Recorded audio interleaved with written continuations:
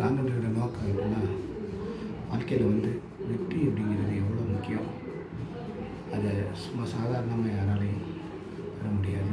நிறைய தோல்விகளை சந்தித்து வெற்றிகளை பெற்ற நிறைய பேர் இருக்காங்க.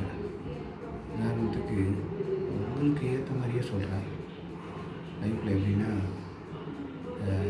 தாமஸ் ஆல்வா எடிசன் இதை பற்றி தெரியாதவங்க உலகத்தில் யாருமே இருக்க முடியாது.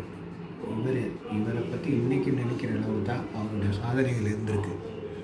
அதாவது கரண்ட்டு, சினிமா, இன்றைக்கி இருக்கிற மீடியா எல்லாத்துக்கும் முன்னோடியாக இருக்கிறவர் தாமஸ் ஆல்வா எடிசன். அவர் கண்டுபிடிப்புகள் ஆயிரக்கணக்கில் இருக்குது. நினச்சி பாருங்கள், நம்மளால் ஒரு விஷயத்தை செய்கிறதுக்கே எவ்வளோ கஷ்டப்படுவோம். ஆனால் ஆயிரக்கணக்கான கண்டுபிடிப்புகள் செய்த